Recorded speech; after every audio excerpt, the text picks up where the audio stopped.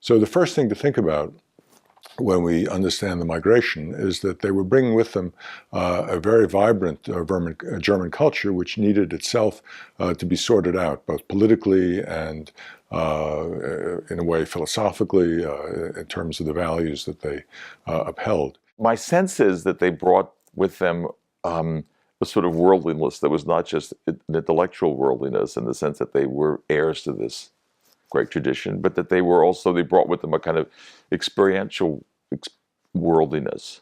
It was a milieu that was, I believe, deeper at Berkeley than at most other universities of this size. And one reason is that the university made a very conscious effort to rise from being a very good regional university to a world university by being much more open to the hiring of emigre scholars, starting in the early 30s, than most other universities. The Bancroft Library at UC Berkeley is beautiful. It has this golden staircase, and as you walk up, you're given these white gloves with which you can then go through the different archives. A lot of researchers actually went into the archives not knowing much about the lives of these scholars, so these documents kind of existed in a vacuum almost, and then as we brought them together at our weekly meetings, we started constructing, or started thinking about the context.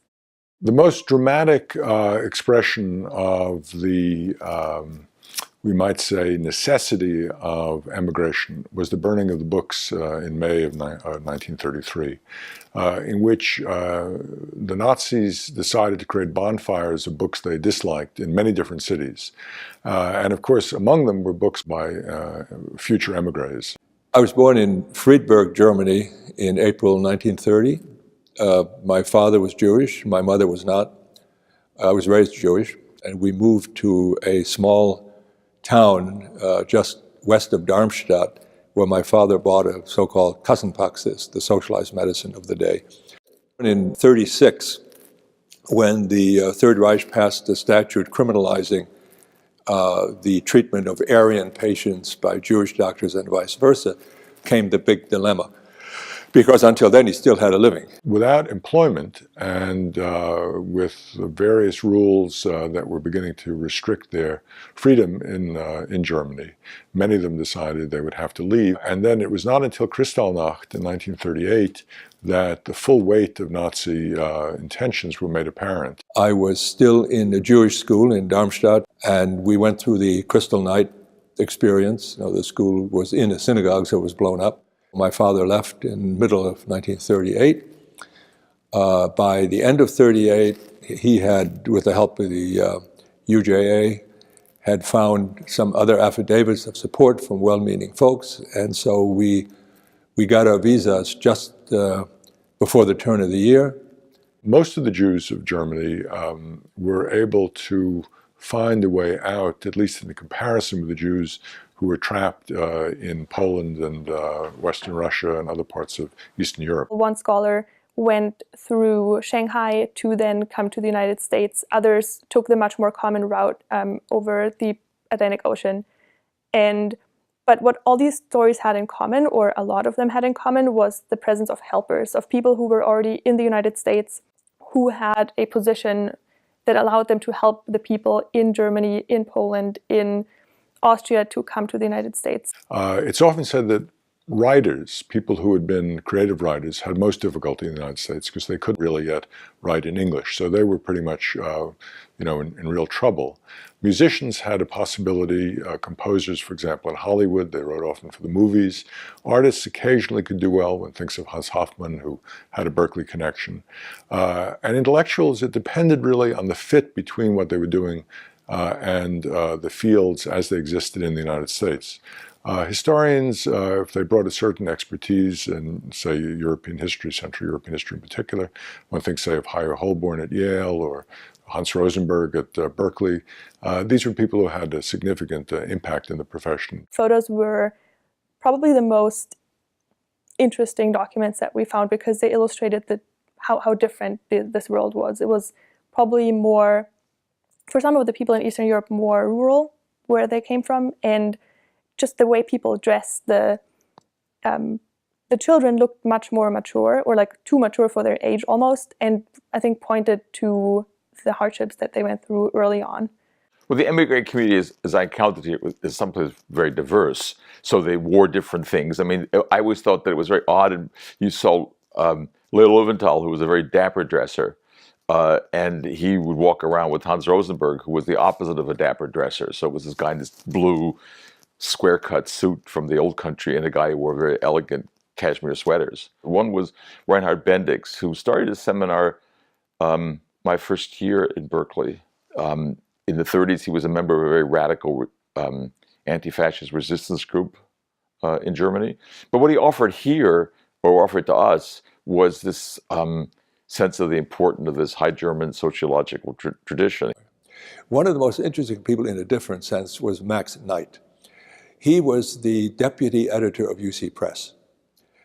He did something that I didn't think was humanly possible. He translated Christian Morgenstern's poems into English, and they were as good as the German, and basically they're untranslatable. I do know that people in the philosophy department still felt the influence of Tarski, though Tarski had retired. And so the logicians there were still working on Tarski. So you had a feeling that these guys, the spirit was around, and they talked about Segre. And so you knew these people were part of this Berkeley world. And there was one other wonderful person here, Walter Friedlander. Walter had been the senior social welfare policymaker in Germany, and he was unceremoniously kicked out. But the new school of social welfare in Berkeley was smart enough to hire him. We expected to find an impressive record of their professional achievements at UC Berkeley, because after all, they had managed the transition from Europe to US academia. But what surprised us was how very much instrumental they had been in shaping UC Berkeley institutionally. Bendix, for example, had been chair of his department. I think Leventhal had been chair of his department.